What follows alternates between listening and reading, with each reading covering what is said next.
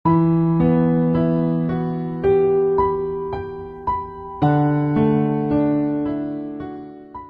nggak kamu ngerasa gelisah banget cuma karena HP kamu lowbat? Atau buru-buru pulang dari nongkrong cuma karena sinyal hilang?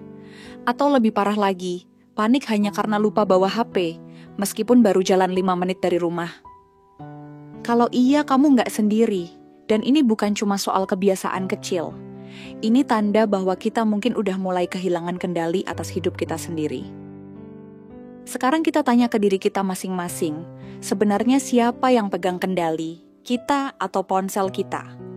1. Ponsel itu alat, bukan poros hidup. Awalnya, HP memang cuma alat. Buat bantu komunikasi, buka peta, catat jadwal, denger musik, atau hiburan saat waktu luang. Tapi sekarang coba pikir, berapa kali kita buka HP dalam sehari tanpa alasan jelas? Pernah nggak kamu buka kunci layar, terus bingung sendiri, tadi mau buka apa ya?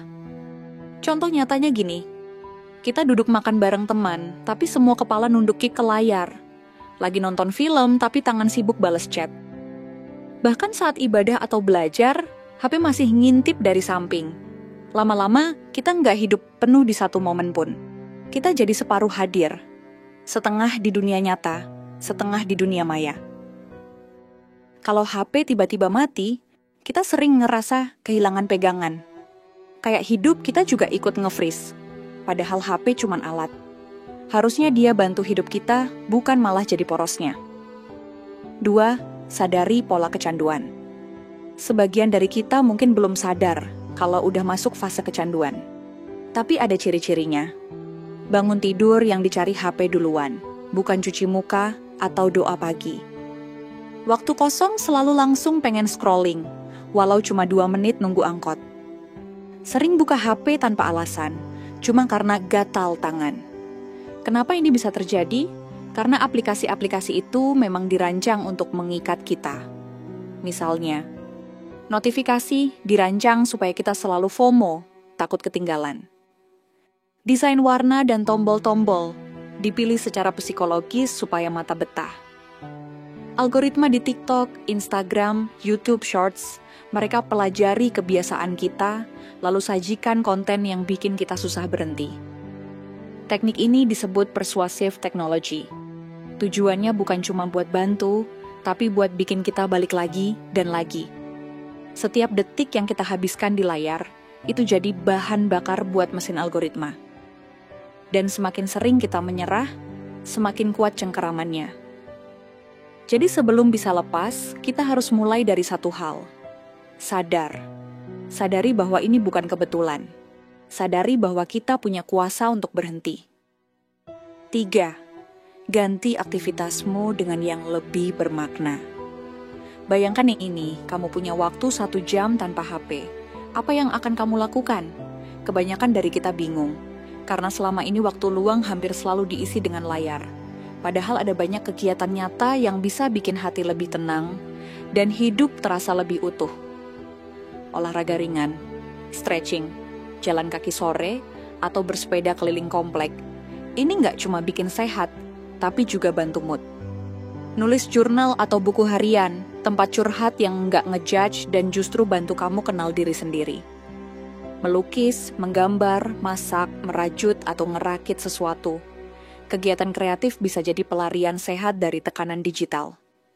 Ngobrol dari hati ke hati sama keluarga atau teman, tanpa distraksi layar. Coba duduk bareng dan tanya kabarnya. Obrolin topik random atau sekadar cerita lucu. Semakin kita isi hari dengan hal nyata, semakin kecil ruang buat ketergantungan pada HP. Kita bisa bikin hidup terasa penuh tanpa harus selalu online. 4. Tantang dirimu dengan detox digital. Kalau kamu serius pengen lepas dari jeratan HP, coba mulai dengan tantangan kecil. Bukan buat menyiksa diri, tapi buat melatih kontrol dan membuktikan bahwa kamu bisa. Beberapa ide tantangan. Digital Detox Weekend. Pilih 1 hari di akhir pekan untuk tidak buka media sosial sama sekali. Matikan notifikasi. Fokus jalani hari seperti biasa, tapi tanpa scroll-scroll. Screen Time Challenge. Cek berapa jam screen time kamu dalam sehari. Kalau biasanya 6-7 jam, coba potong jadi 3 jam saja.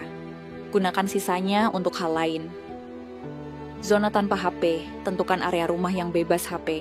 Misalnya, kamar tidur hanya untuk istirahat, bukan buat nonton TikTok. Atau ruang makan jadi tempat ngobrol, bukan buka Instagram. Awalnya mungkin aneh, sepi, atau bahkan bikin anxious. Tapi dari situ kamu belajar bahwa diam itu bukan berarti bosan, bahwa sunyi bisa menyembuhkan, dan bahwa kamu tetap bisa bahagia, bahkan tanpa notifikasi apapun. Lewat detox digital, kamu sedang mengatur ulang otakmu. Kamu kasih ruang untuk tubuh dan pikiran beristirahat dari kebisingan digital. Dan yang paling penting, kamu mulai mengambil kembali kendali atas hidupmu.